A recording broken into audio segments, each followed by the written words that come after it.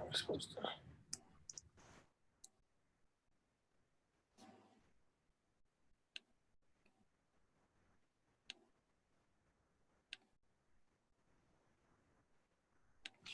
I'm gonna call Dwayne here. Okay. So he's on. Okay. We're just waiting to get Dwayne on Zoom here, so we'll get started in just a second. Dwayne here. Looks like he's on. Just waiting to get Dwayne on Zoom. Yes, Casey. Hi, Dwayne. Hello. Hi, can you hear me? Yep. Okay, so he's on the phone there. Alrighty. Think everybody's Yeah, I think ready to we're go? good. Okay. Well, let's call the meeting to order. Looks like 12:01. First on the agenda is to approve the agenda. I move to approve the agenda. I second. There's just one thing I want to do is I want to move the superintendent report above job descriptions so that once we're done with job descriptions, we'll move into the closed session. So we'll just move number 10 above number 6 there, and then we'll move. Okay, Annika, Yes. Cindy, Yes. Jennifer, Yes. Dwayne, Yeah. Karen, Yes.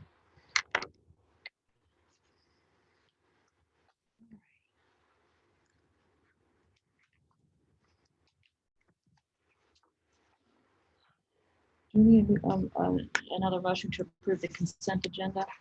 we'll just have the bills. Okay. We'll just approve the bills separately. Okay. So the bills are in your packet there, and maybe let's start with the lighter yellow. And this would be all the funds but activity fund. And we've got Diane here in the back of the room. She can help answer any questions that you might have. On the first page there, that asset genie,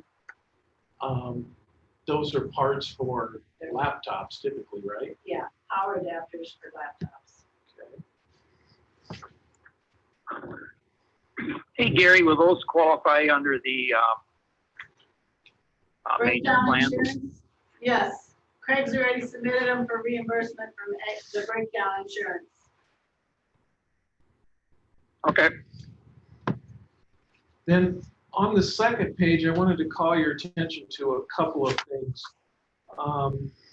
You'll see one there for the Carroll Activity Fund for $8,158.61. If you go back, I don't know, 6, 7, 8 years ago, we used to always budget some money in the general fund for protective equipment. That's one thing that we can purchase out of the general fund for athletics as protective equipment. Rob made the decision several years ago to not do that anymore, and so that expenditure was moved into the activity fund. However, the state still allows us to do that, but you must have a board resolution allowing it. And we did have such a resolution back in 2017 that allowed us to purchase protective equipment out of the general fund. But what we have to do now is expend it from the activity fund and then transfer money from the general fund. So what we're doing here is transferring the cost of new football helmets. I don't remember how many, but it's not as many as you would think, from the activity fund, which we expended earlier this year, to the general fund. And the plan is over the next several years, you will see a similar type expenditure every year. We're going to phase in new helmets. These helmets are supposed to be more resistant to concussions and that type of thing, and they are an expensive helmet. We did not want to purchase them all at once because helmets are only good for so many years, and then they have to be recertified and all that. So we wanted to purposely phase them in over a period of years. So that's what that expenditure is for. So Gary, you're transferring it from the activities fund into the general fund? Other way around, from the general fund into activity fund. Okay. Yep. Then two below that are a little bit unusual as well. You will see there's two transfers from the local option, no, from the general fund to the local option sales tax fund. This goes back a while. If you remember, there was a fundraiser that took place for the purchase of the video board in the gymnasium. And we were told at the time that if there was extra money left in that fund, if everyone wanted to purchase a new sound system for the high school gymnasium. And so that was done. This is to transfer the money that was left over. I think we raised, I don't know, 115,000, and the scoreboard was right at 95,000. So the leftover money there was 10,196. That is going to help with the cost of the sound system, which was paid for out of the local option sales tax. In addition to that, we had a donation for equipment in the control room that is in the commons area there for the broadcast of Tiger Vision games and activities and so forth. And that donation was originally put into the general fund, and now this is to transfer that out of the general fund into the local option sales tax. And again, that's where the expenditure for those equipment items came from. So those are a little unusual, but we wanted to get those in before the end of the fiscal year.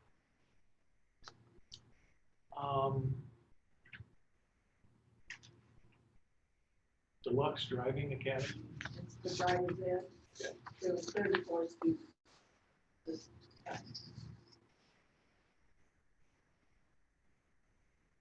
Have you compared numbers from, are we saving any money having it contracted out compared to having our own? I've never run the report because we know paid anybody, you know, I'd have to look at the revenues for 5 years. That'd be a good question since the year's Yeah, over to now. see, because we did pay for that one teacher to be in charge of it, and then all the driving Yep. teachers, and so I wonder if we're saving any money with it. Okay. What maintenance and things, they're in charge for all the maintenance of the cars and all that as well. So So Yeah. basically, we're just, flowing through, right? Yeah. Okay. Money, correct. We Okay. paid in full amount. so previously, were we responsible for all this? Yes. Okay, Yeah. okay. Yeah, and it was our vehicles. It'd be interesting to see just the financial comparisons.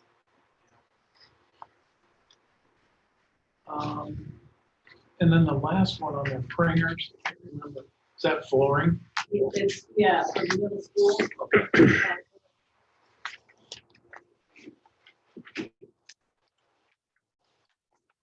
One, the Sioux city, is it, and it says fourth quarter services, is that tuition out or something?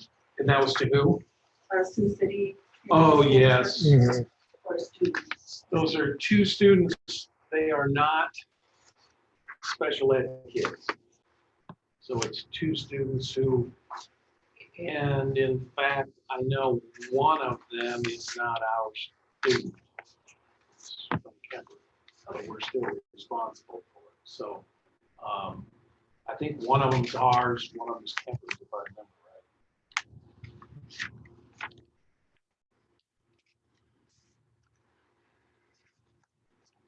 And then on the dark yellow sheet is the activity fund. Pretty straightforward. I mean, most of them are for officials. There's a registration fee in there, and you said some awards for the drama. Yeah, the educational theater.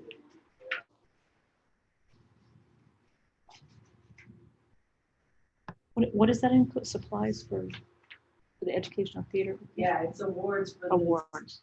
the students, I think, graduating that were participating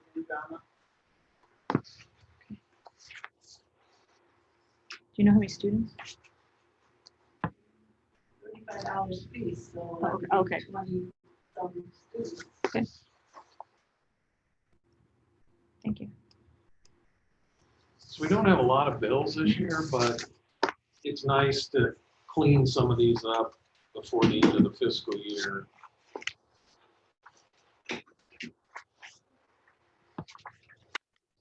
I'll move to approve the end of the year bills. Second. Cindy, Yes. Jennifer, Yes. Dwayne, yeah, Karen? Yes. Annika. Yes. Thanks, Thanks. Diane. Great weekend. Yep. Moving on to personnel. Yeah, personnel, we got 2 resignations.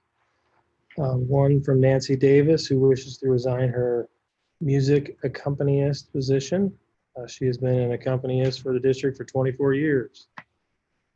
Tracy Burgart wishes to resign her teacher associate position at Carroll High School. She worked for us for 1 year. And then for recommendations for hires, Randy Beeson's recommending Todd Tidgren for the 8th grade girls basketball position. He has 21 years of paid coaching experience. 13 of those were head coaching. If approved, he'd be on step 43 of the salary schedule and would receive $33,205. Randy Beeson's recommending Tyler Swope for middle school wrestling coach position. Tyler volunteered at the varsity level last year and will be a great asset to building the wrestling program starting at the junior high level. If approved, he'd be on step 0 and would receive $1,730. And then Jeff Collins recommending Steve Danner for a substitute and activity driver position. If approved, this would be contingent upon a clear background check and the required license that he would have to drive a bus. And then 1 contract modification, Jerry Raymond's recommending Roxanne Aiden's letter of assignment be modified to 7 hours per day. Roxanne has been approved for a transfer to special education teacher associate position at Carroll Middle School. I'll move to approve resignation. Jennifer, Yes. Dwayne, yeah, Karen, Yes. Annika, Yes. Cindy. Yes.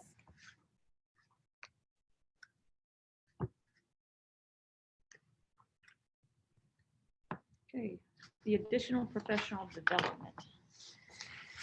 Yeah, so there's actually linked on the agenda. There was a little rationale or letter that kind of spoke to it. But let me pull it up and talk about it here.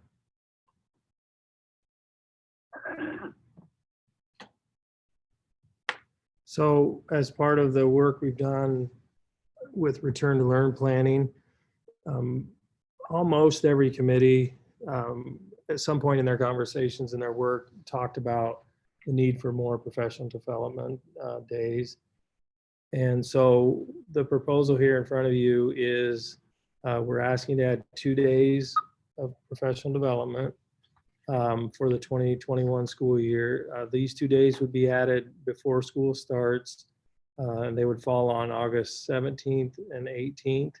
That would then push our new teacher professional development earlier into August. So those dates would be the 12th through the 14th. We would fund these days by using a combination of categorical funds that we have available that can be used for professional development. Those would include Title IIA, Title IVA, and CARES funds. CARES funds are, those are the funds we received because of the virus. The cost of a day for our teaching staff, and this does include nurses, and it also includes FICA and IPERS. The cost for 1 day is about $41,000. So 2 days would be 82 thereabout.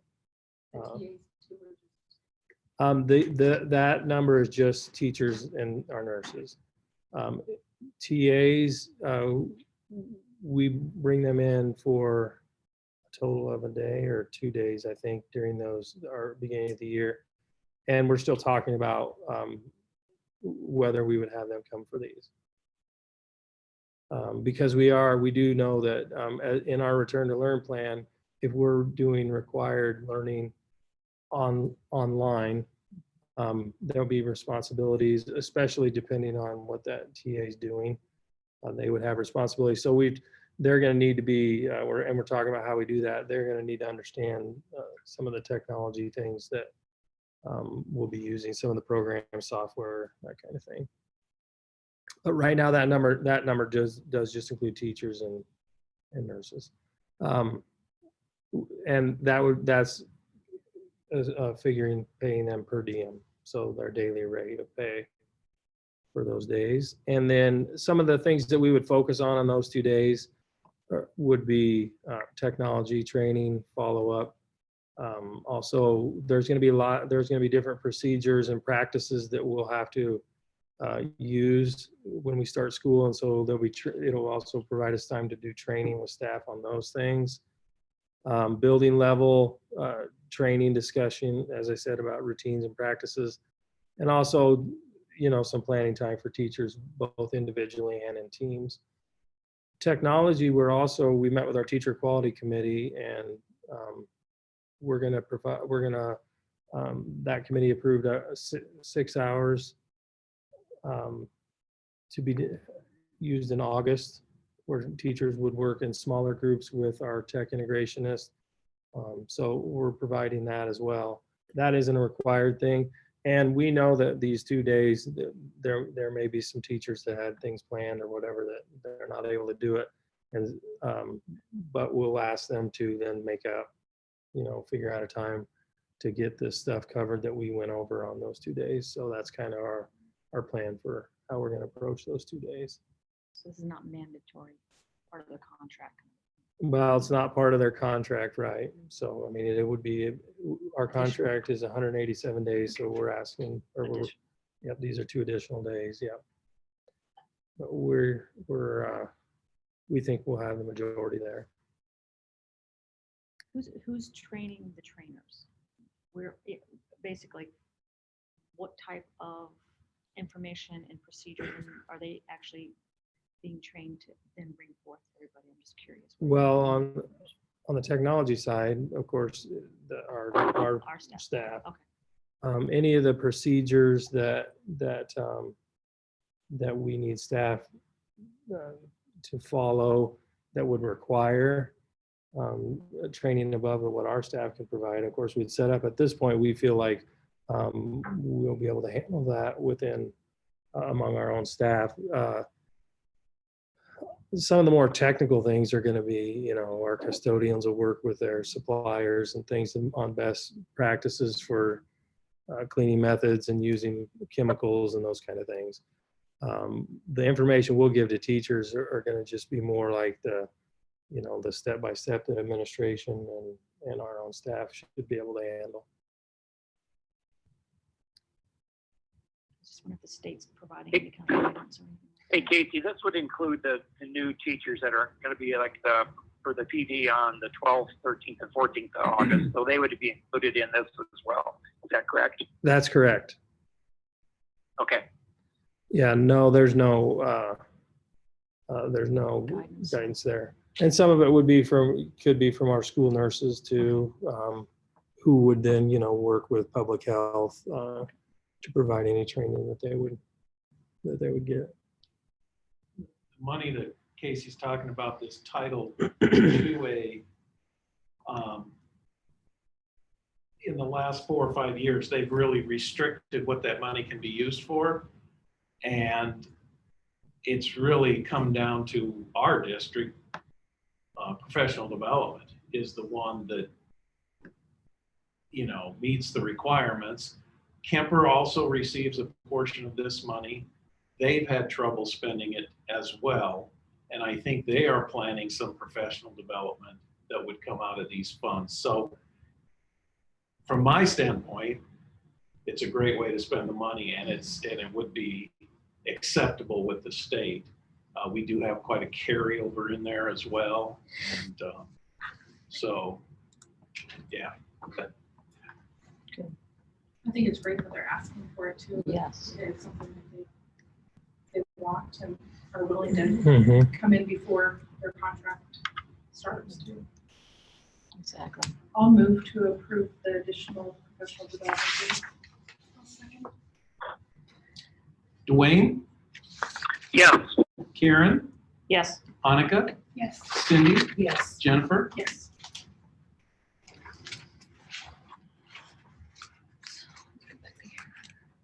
All right, I think we're moving. This is where we're going to move. We can go ahead and do the health assistant and then put you after that. How's that? Okay. Okay. Yeah, so let me start by saying I kind of had figured that I would be coming today to say, you know, we need to recommend that we hire a health assistant or nurse or that kind of thing. I'm not prepared to do that today. Yesterday, we did get some new guidance, and so we really need to process that and then go back to our plan and see what adjustments need to be made. So I'm not really going to have that recommendation for you today. This job description here too, it might just make sense just to not take any or table this at this point, because I think we still need to have more discussions about what our needs are going to be, especially in light of the new guidance that came out. So Just going to table this for future meetings and yeah, once we find. yeah.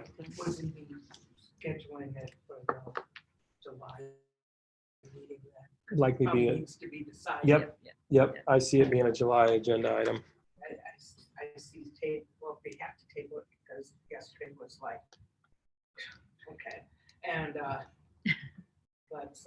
but definitely do something about it in July. Yep. I Will agree. you So work with DMAP too to see if we're able to partner with them with something? with Yeah. their CNAs Sure. or Sure. nursing program or something? You betcha. yeah, that's going to be interesting just because everyone's still off campus and trying to. Yeah. So that, yeah, it'll be challenging, but we'll get that information. Okay, let's move on then. We're already at the closed session. You want me to do my Gary, wanna go report? over the- Oh, that's right. Yeah, let's give Gary. Just gonna save everything for Yes. last. Mine won't take long. Yes. I say that every single We did. We did expense the contracts. So these figures should be pretty close to what our end of the year will be. There will still be some expenses gapped back to this fiscal year. But if you look at the first one with all the colors on it, this is comparing our expenditures to what we published in the newspaper. And you want to go to those 4 colored boxes, and you can see that the closest one was instruction, which is the bulk of our expenditures, especially in the general fund. And we're at 97%, but shouldn't be in any danger of going over there. Support services, non-instruction is food service. You can see that's quite a bit less than we anticipated, but obviously with the COVID thing, that was the reason there. And then we're down a little bit. We've kind of pulled back on some of the construction expenditures that we probably would have originally thought about. So overall, we're doing fine. We don't, we're underneath what we published. The next sheet, kind of the black and white one-page thing, that is how we compare to our line item budget. And if you look on the general fund there, the only thing that's a little unusual there is that typically our revenues aren't quite that high. This time of year, we're usually at the high 80% probably. So a lot of the revenues have already come in. I billed out special open enrollment, and special ed will be going out the first part of July. So that will increase those revenues as well. So again, that looks good. Activity fund, you'll notice that they have overexpended, but they've also brought in more revenues than I expected. But we're a little bit upside down on that fund. We got to, This is the second year that we, yeah. because what was about 7 years ago, we took action to Yep. get that in control, and then the last 2 years we've been over. And Karen and I were just visiting, Booster Club may see a decrease in their revenues this year, which will also affect this fund. So we're going to have to be a little bit careful this year, this coming year. Management fund, we always should be pretty close to 100% on that, and I think we'll finish the year there, right where we thought. Local option PEPL, again, a little less on construction than we thought of. Debt service, 100%, we should hit that. We know what the expenditures are going to be. And then there you can see the school nutrition fund. And that looks pretty good. Obviously, our expenditures are down, but the revenues aren't bad. And that's because of doing that grab and go program that really is part of this summer program. So that money's already in there. For the yeah, chapter. it's coming in. It always is about a month late. But yeah, it's coming in and it looks good. Will that be done at the end of July? Be done the end of July. Yep. So that'll give them about 2 or 3 weeks before school starts. So, and then I also included management fund, silo, and local or physical plant and equipment levy. All those look fine. So that's all I had.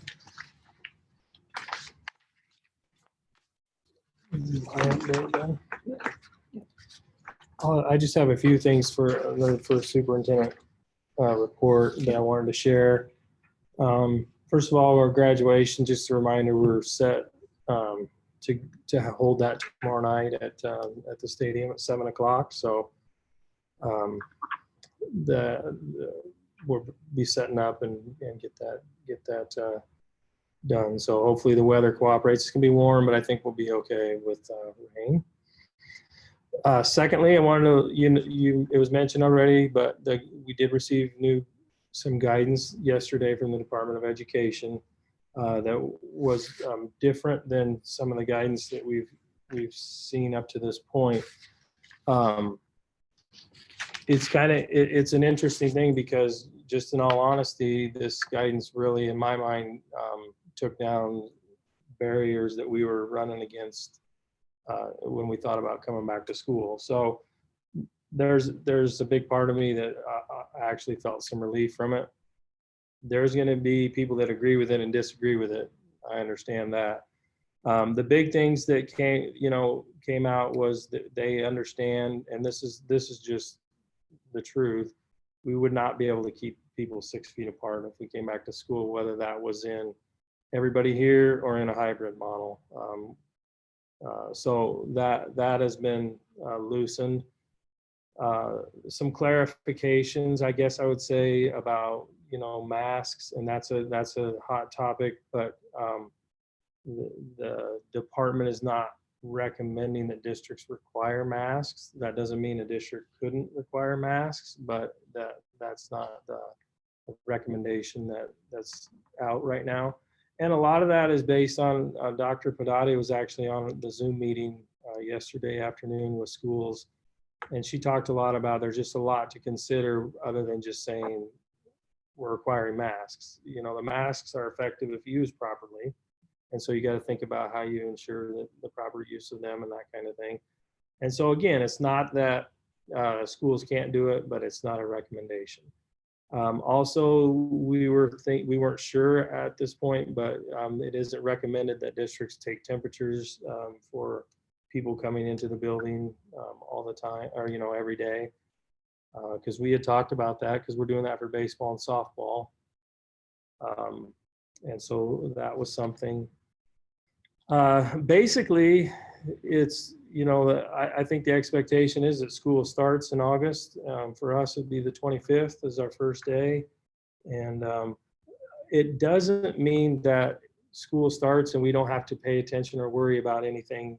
You know, it'll be just like last year. That's not what this is saying at all. There's still things that we have to do. We have to really create conditions where staff and students are safe. And so we still need to talk about some of the things that we do, and can we make adjustments so that, you know, maybe kids are spaced out differently than they were before. So that those things are still continuing. And our return to learn plan, you know, it'll be submitted by July 1st. And really what that is, that doesn't mean we submit a document. It's a report on CASA where we check boxes. The document that we're building is going to be something that we're constantly making changes to, I believe, even throughout the school year. So I think that's important for folks to understand. So we're still, I would say, in the process of digesting that. I think as I project forward to the beginning or to school next year, I think, you know, we know we're going to have positive cases in our school. What we'll do is we'll work with our public health department here in Carroll County to make decisions on what's best given the circumstances that exist at that time. And if you think about it, really, that's what we've done from the start. Before school even started, we were saying we're going to consult with our public health department. And then, of course, the state shut us down. But we've been consistent throughout this in saying that we would follow the guidance and recommendations that are given, and I see that continuing. But for me personally, the health assistance, I know that was tabled for today, but I wouldn't be against, I know that those nurses are really overworked with the amount of medication and the amount of just mental health that the kids need. I mean, just because they say we don't have to take temperatures, so we don't have to worry about that staffing, I would say that I'm not against still adding additional positions if it's what's best for the kids and Right.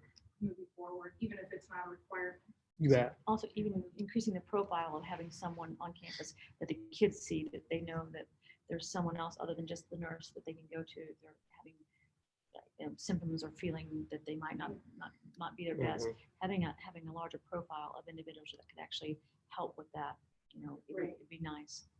Right. Yeah, that's one thing that would be labor intensive, but that doesn't mean that all of a sudden, we don't have to worry about anything else anymore. Right. So yeah, great point.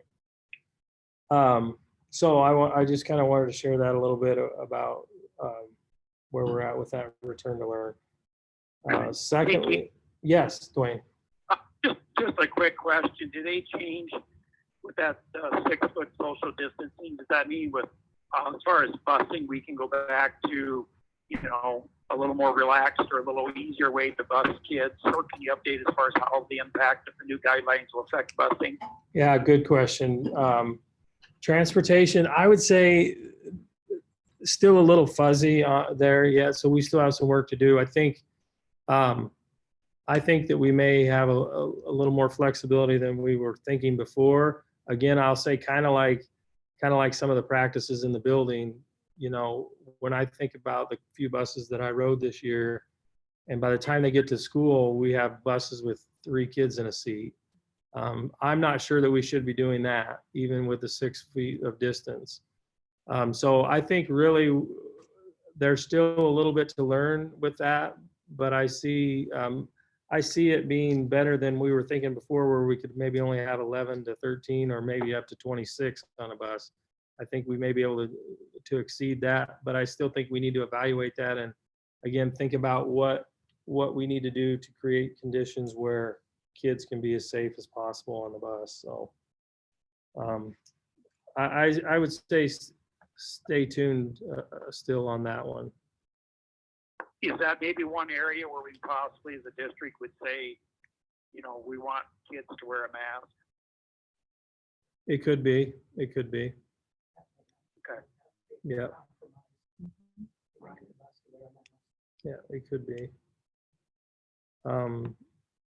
So yeah, we'll probably have more about that in July, I'm guessing, but Yeah, I could just relate it to, because I flew out to Denver and the plane was absolutely packed. oh There really? wasn't any, yeah, but everybody, you had to have a mask on once you're in the ticketing area, all the way until you got, kind of, you had the option in the terminal, kind of go either way, but on the plane, but it was full. Hmm. They were not flying half full airplanes, but everybody. Yeah. Interesting. And if you wanna go Yeah, it's really fun when you get delayed Yeah. and you're sitting on. What'd you say? I said it's really fun when you get a delay and you're sitting on the Oh. airplane waiting. Oh, And Yeah. The second thing that I wanted to just give you an update on is kind of where we're at when we had our board meeting last week with the student information specialist position. I wanted to update you on, what we've done and kind of what I'm thinking at this point. So we spent time taking a closer look at the position that we had posted. Also looked at, I looked at some of the conference schools and kind of their structure. I did find, I think every conference school has that type of position. Now it looks a little bit different depending on the school, but it's pretty consistent that there's somebody in charge of registration, and a lot of our schools are infinite campus schools too. And they also combine that with other things. Okay, kind of like what we were talking.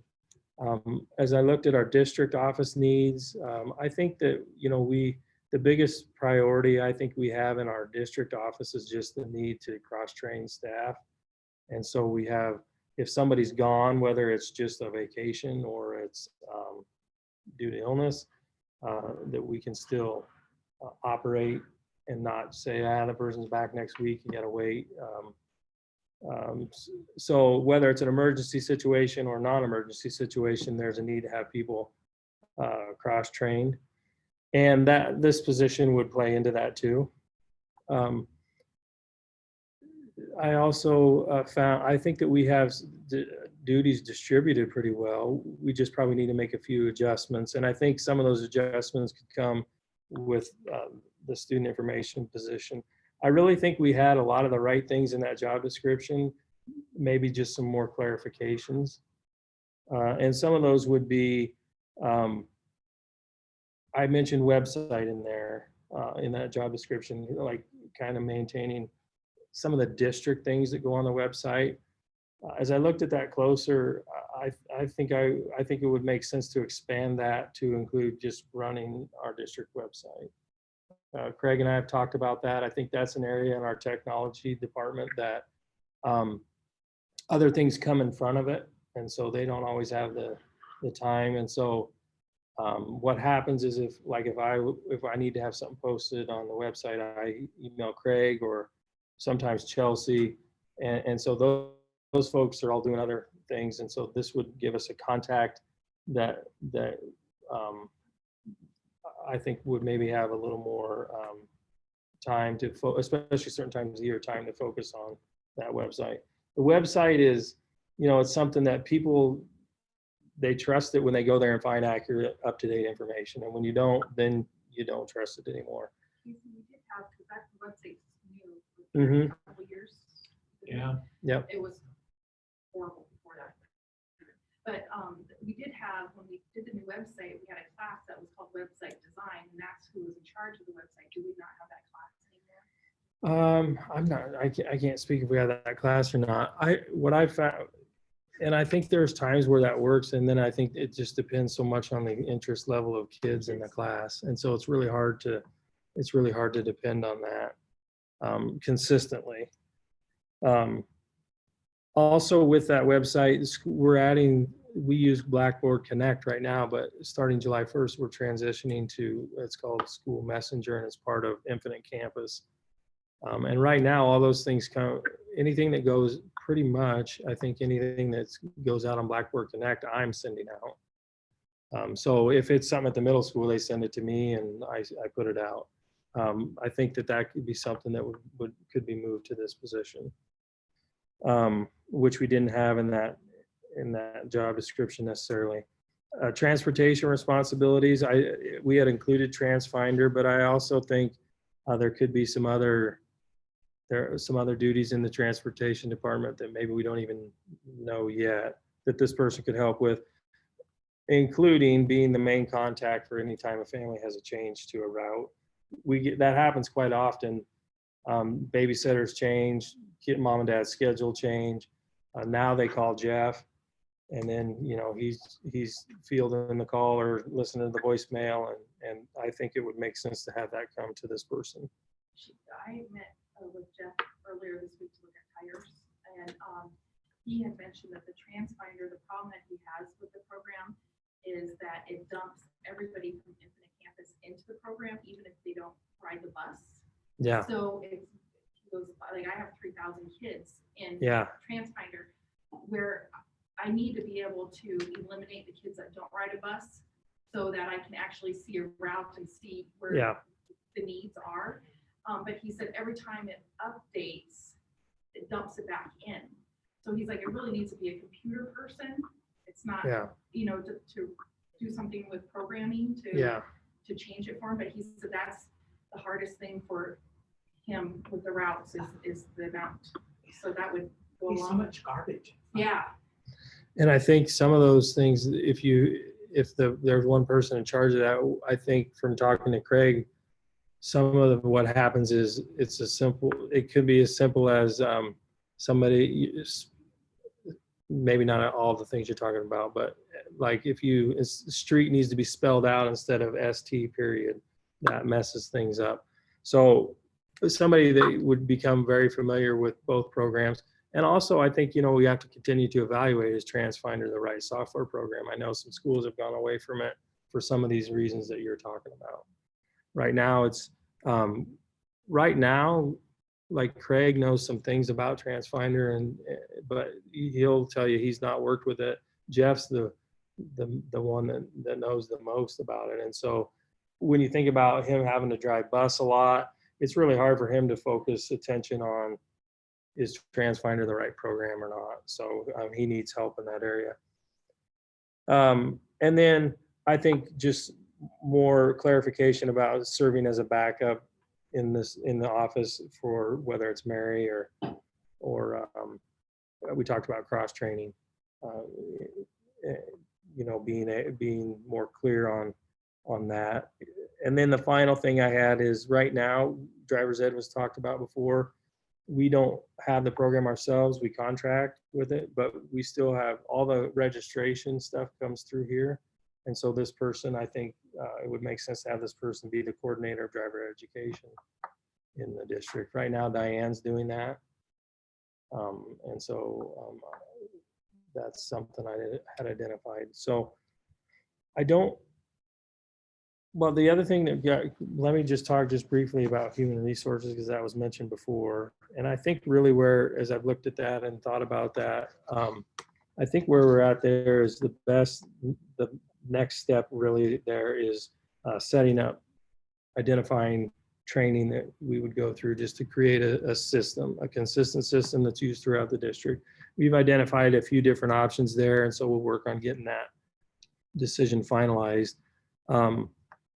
And then I think we have a lot of best practices already in place, but they're distributed out. And so going through some training, establishing a clear system, communicating that, and then also identifying through the process of when a job becomes open through a resignation or we create a position, having understanding from the board, administration, directors, what the process is from that point to the point where recommendation comes to the board, and who does what throughout that process. That's what we need to establish first, I believe. And I think that we can do that. I think it's premature at this point to look at adding any staff to help with that. As we move forward and get that work done, maybe it leads to some more discussion there, but I think that's probably the best way we need to proceed with that. So I think really where we're at is with some of those clarifications that I talked about. Really feel like we probably need to move forward with, trying to fill that position. Really, I'm not proposing a bunch of changes there. I think it is needed. Right now, we're temporarily set up to handle registration. We had a family in here this week, and Diane and Mary handle that, and we can do that in the interim. But as we think about going forward, it would make sense to have a person in place to do these things. Will this position be reposted? I think going forward, what we would need to do is just start over and repost it and accept applications. Now, I would say that we're probably not going to set on it for a month. We'll probably expedite it a little bit, but We're not changing the job description to include those things. And Casey, a Yeah. lot of those things like website design and stuff like that, do we need to have someone with some kind of specialty in IT? I don't know if you'd have to have, if they'd have to be a tech person, but have the ability to learn it for sure. Well, my question too is for some of those things, like with the bus program, would it be beneficial to contract that out to see if you can contract that portion out to get that piece fixed? Can they go into the program, do what we need to do with that program, keep it for a while, and then, like you say, bring whatever person is that could actually use it as you want it designed versus having it go back? Could we contract to someone to come in and say, hey, can you fix this program? Can you update it for what we need? And then we wouldn't have, they could just contract that part out, get that done. And then whoever you came in, and then we could look again later on and reevaluate this program, whether or not we want to keep it. But at least it would be working at the level that we want it to work. Mhm. With that. Well, I think what they've run into is when you have two programs that work together, so you get one of them on the phone and they say, well, that's how it's set to work. The issue is with the other program. Then you get that one on the phone, and then they give you the same thing. So So you have to wipe it all That's clean. been I guess the- you just have to. that's been the challenge that we faced. Is there a Um, better program that they work better together? that's what I'm saying. I think there may be, but we just we've not been able to sit down and take a close look at that. Because Jeff, you got to remember too, Jeff just finished his second year. Yeah. So, Thrown in. right. So he would tell you, right, if he was sitting here, he's not even close to an expert in Well, with all transfer. the other things, like you say, he's driving bus, he Yeah. has a lot on his plate besides sitting, to Yeah. play with the program. I think there's some very specific ways things have to be entered into Infinite Campus that then rolls over into TransFinder. And so that's really, we think, one of the barriers that we have right now. And so understanding that Andy was just, shortly before we closed down, he was just starting to work within TransFinder. So we really haven't had the ability to have somebody focus more on what are the data entry things that we need to clean up in Infinite Campus so it works better with TransFinder. Is he still working for us? Andy has just agreed to help just when we ask for help. He has a full-time job somewhere else at this point. Are we happy with Andy? No, Andy he doesn't work for us I anymore. understand. No, he did a good job. Yeah, he did a good job. He seemed to catch on really fast, and Yeah. I think we did. We let somebody get away, that shouldn't have gotten away. That's my question to you. Well, and I don't know how much control we had. He went back to where he used to work, and I think some things changed with that jobs, and yeah. Sweeten the pot for here, that's the question. And I think it's that position altogether is because when Dr. Lean left last year and Gary and I and Mary actually hired for that position, we didn't know what it entailed at that Right. point. So I'm glad that we're Yeah. kind of getting more of a definite of what's needed and how much time, especially with Andy, at least we understood how much time having him here at the district office. Yeah, I think two things. That job has kind of evolved. And then also Jeff's job with transportation is kind of evolving to where with all this trouble getting drivers and stuff, it's really put the strain on his position too. So, yeah, things just keep changing, you know. Yeah, and I think back to the job description, I think a lot of these things are in that job description already. They just need to be clarified a little differently or cleared up. And I think just in the communication on the posting, maybe putting some things that we prefer in terms of candidates and their qualifications. That's kind of what I'm thinking anyway. And so this will continue to be a full-time position. It would continue to be a full-time position, yes.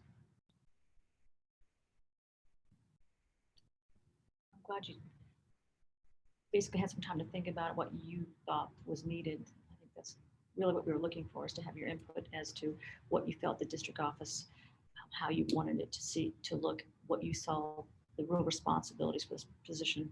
Like you said, as things have been changing, and I think that's we want it to work out for the office, for the district as a whole. So a lot of responsibilities.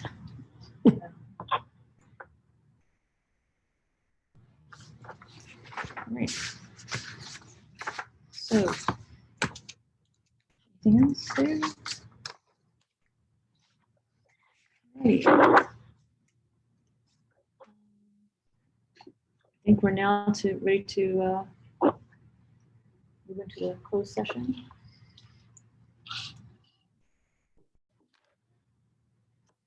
Unless you make a motion. Well, Jen, you know what to say. Yeah, it's No, I was right there. thinking you did a great job last time, Oh, Cynthia. bless your heart. No one can compare with Gina. She just. Yeah. I move that we move into closed session. Closed sessions may be conducted under provision of Code of Iowa 21.51 I to evaluate the professional competency of an individual whose appointment, hiring, performance, or discharge is being considered when necessary to prevent needless or irreparable injury to the individual's reputation, and the individual requests a closed session. The session will also be closed to comply with confidentiality and personnel records requirements. Second. Karen, Yes. Annika, Yes. Cindy, Yes. Jennifer, Yes. Dwayne. Yes. Okay, so I'll hit mute on this and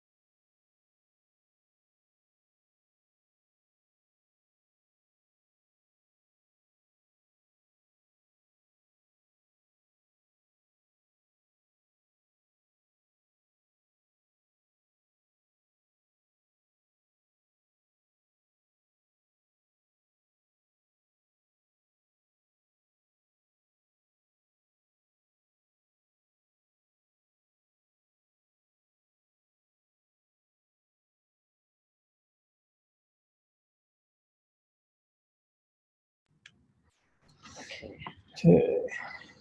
I am muted, so we're back to, Okay, so then, I don't have my agenda, so Do you want me to make a motion make a to. motion? I move that we approve a 3-year contract for Casey with a 2.79 total package. Is that how I say it, Carrie? Yep. For a total of $164,000 per year. He gets 20 vacation days, 13 sick days, 3 personal leave days, full family health and major medical insurance with a $500,000 deductible, life insurance policy, $800 a year towards life insurance policy, cell phone, do we call that a stipend, Gary? Yeah, that's fine. Of $50 per month, and a TSA program, a contribution of the tax sheltered annuity program in the amount of $1,640, which is 1% of his superintendent contract per year. I have a question. $500,000 deductible on his major medical. 500/1,000. Thank you. It sounded like you were Sorry. saying. Wow, I was that's a like, big why deductible. bother? it's like, ooh, that's steep. Hope you don't get sick, Katie. Yeah. Do I Only need to once. include anything else, Gary? No, Anything that's- major? Okay. I'll second. Cindy, Yes. Jennifer, Yes. Dwayne, Yes. Karen, Yes. Annika. Yes.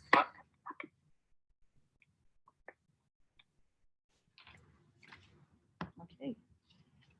So, I I'll think that's move it. to adjourn. I'll second that. All those in favor? I. All right. Thanks, Dwayne. Thanks, Yeah, Dwayne. thanks. Thanks, Yes, Wade, and thanks, Gary. I will need Sure. everybody's evaluation. Oh, please. okay. Like I said, Jen, I've got 3 things for you to sign. me? Board minutes back when you were president. I'm asking. That long ago, right? You gotta remember to